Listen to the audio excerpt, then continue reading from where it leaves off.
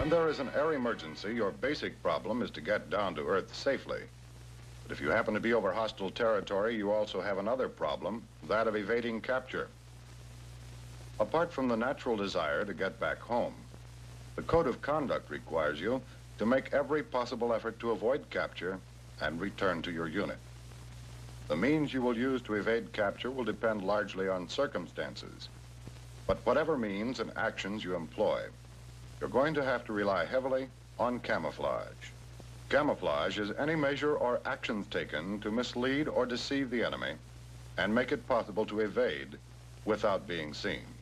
You couldn't do anything to camouflage yourself as you came down, but you should have been thinking about it and looking for the kind of terrain and conditions that can give you the best chance to escape detection. You need to avoid populated areas or those that show signs of habitation. Generally, the more people around, the easier it is to be detected. You should have been looking for a place to hide as close as possible to where you land.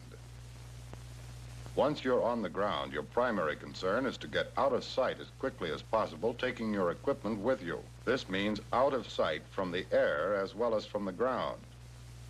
There are two types of observation you must guard against. One is being seen directly, or leaving visible evidence of your presence. The other is being spotted indirectly by animals or by detection devices.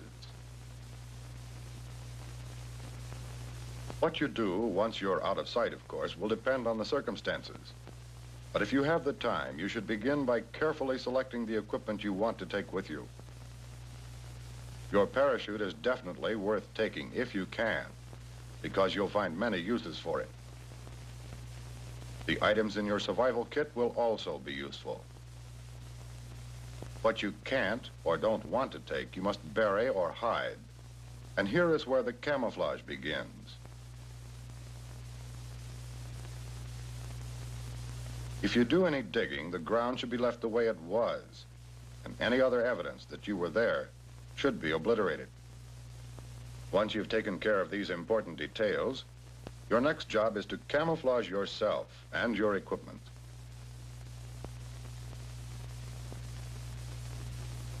The kind of camouflage you use will depend entirely on the character of your surroundings. But no matter what kind you use, the basic objectives remain the same. You have to blend with your background so that you become a part of it. In order to do this, you've got to work on the three factors that set you apart from everything around you. These are form, color, including both skin and clothing color, and texture, again, of both skin and materials worn.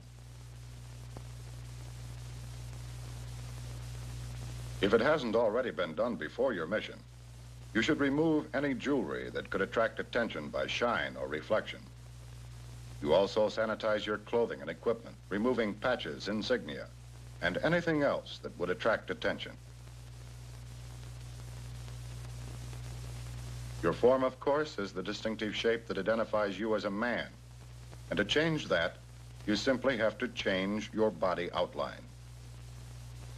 A hood or floppy hat breaks up the familiar and characteristic outline of the head and shoulders. Darken the face, hands, and any other exposed skin to break up the outline and change the color and texture, thus reducing any skin reflection and shine. Color and texture depends entirely on the surroundings. Woods or jungle areas normally require mottled greens, browns, and blacks. If you have nothing better, you can get this effect with dirt, mud, or even berry juices. You could also use charcoal and ashes and water, if they're available. Or even the sea marker dye or shark repellent, if you have water. Foliage can be used to break up the body outline. It also provides natural color and texture. In the desert or barren areas, the improvised clothing required for protection from the elements will break up body contours and can furnish the color for camouflage. The same can be said for barren Arctic areas where white is the predominant color.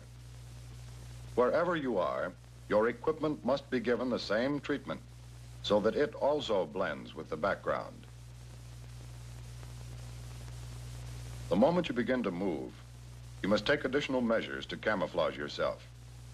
First, plan your movement to use foliage and terrain features for concealment and screening. Whenever possible, avoid open areas. The amount of light and shadow influence visibility, so constantly consider both of these factors during any movement, night or day. Moving without background or against a skyline presents the danger of a silhouette. Movement in shadows is difficult to detect, but you must be aware of your own shadow so that it cannot be seen.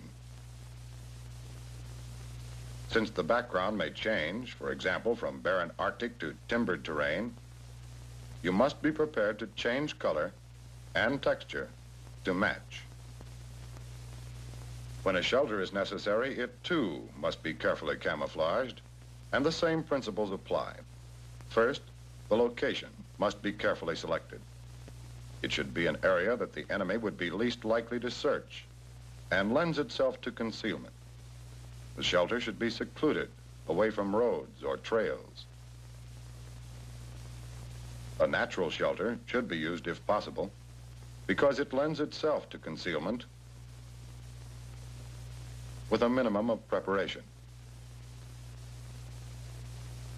Whatever is used to make the shelter must be arranged carefully so that nothing looks disturbed or out of place. Not only must you match the surrounding grass or foliage, but the correct side of the vegetation must be exposed.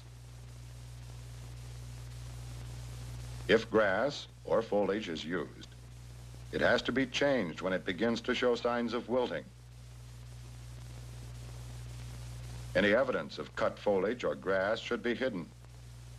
Freshly cut stumps and fresh earth also have to be concealed.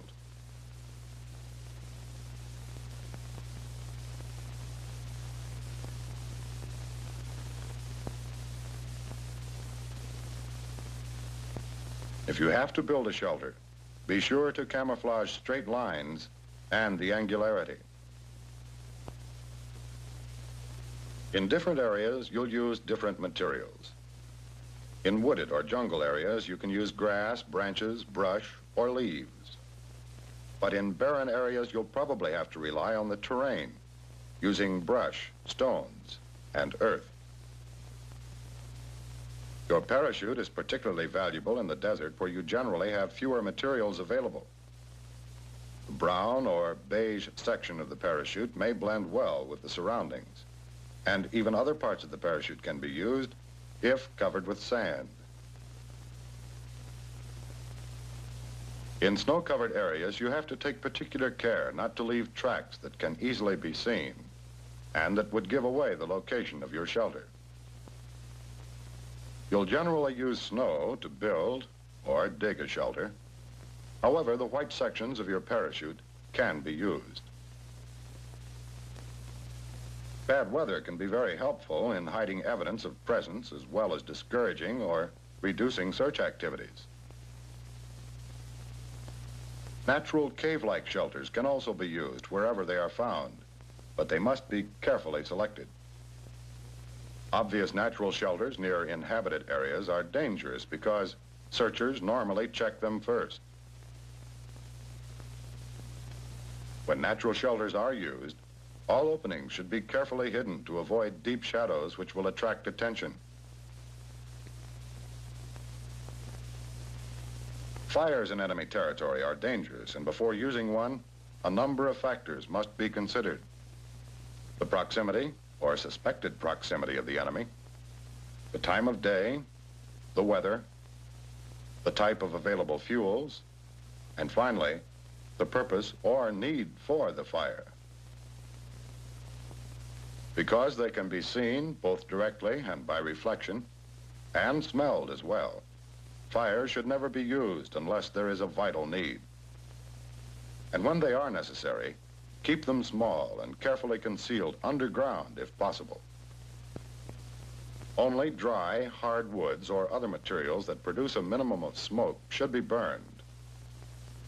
When possible, trees or overhanging branches should be used to help dissipate any smoke. The best time for a fire is early in the morning at first dawn, or in the evening at dusk when ground haze or fog will help conceal any smoke.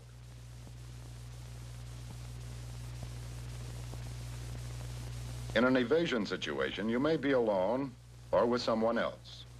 And whether or not you get out is going to depend to a large extent on you and your knowledge of camouflage, on how well you can camouflage yourself and your equipment, on how well you can camouflage a shelter and conceal any evidence of your presence.